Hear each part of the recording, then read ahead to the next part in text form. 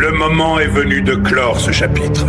Nous avons entendu la peur de perdre nos racines et le désir ardent de comprendre le monde. La question qui se pose à ce tribunal n'est pas seulement le sort d'un homme, mais l'avenir de notre cité. Devons-nous expulser le professeur Sojire pour préserver la pureté de nos dogmes et garantir une obéissance sans faille? Ou doit-il rester, continuant de dispenser ce savoir qui, inévitablement, mènera certains à douter, mais peut-être d'autres à grandir? Membres du jury, levez-vous et prononcez votre sentence. Réfléchissez bien avant de rendre votre verdict. Expulsion.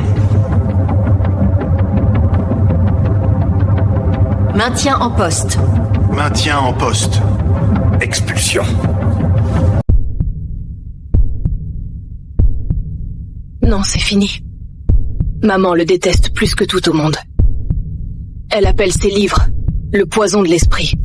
Si elle parle, Sojiro est condamné.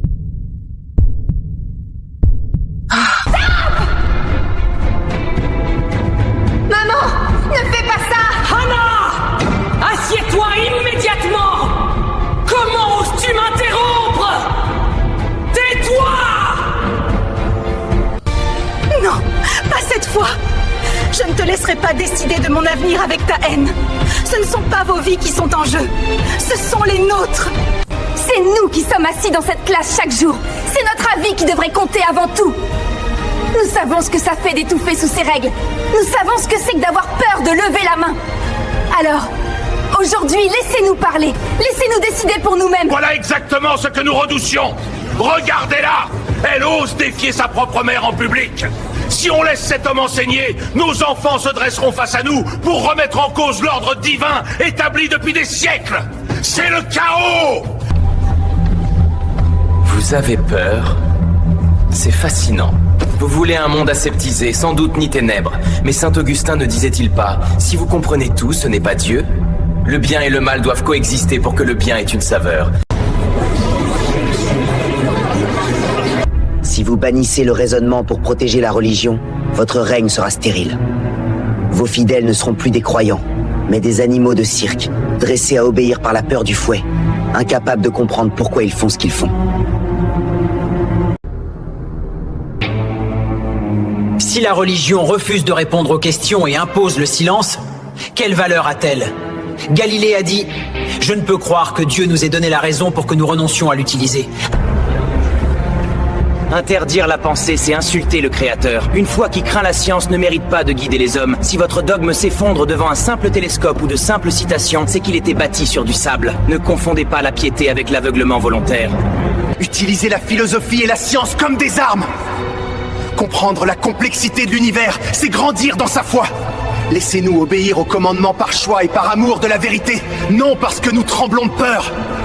Ren a raison! Pour ma part, ce procès ne m'a pas éloigné de Dieu.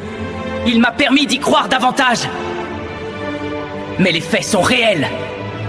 La Terre tourne, les atomes existent. Les ignorer, c'est se mentir à soi-même. Et Dieu peut-il aimer le mensonge? Si la finalité de tout ceci est le bonheur de l'homme, alors chacun doit être libre de son cheminement. La religion ne devrait pas être un héritage forcé dès le berceau, mais une rencontre. Certes, chaque parent rêve de voir son enfant suivre ses traces. Mais quand l'enfant devient homme, il faut lui donner la latitude de choisir sa route. Cela ne doit pas nous diviser. La richesse de l'humanité réside dans sa pluralité, pas dans son unicité. Mais c'est absurde! La famille doit être unie! Si mon fils choisit une autre voie, la famille se brise! Cette conception va détruire nos foyers! La concorde n'est pas l'uniformité, mais l'unisson. Pour qu'il y ait une véritable union, il faut qu'il y ait des voix différentes. Pour parler de tolérance, il faut d'abord accepter qu'il y ait une différence à tolérer. Si nous sommes tous identiques de force, ce n'est pas de l'union, c'est de la soumission. Par ma presque trop assez de ces sottises d'enfants. Vous parlez de tolérance alors que le ciel nous regarde. La seule vérité est celle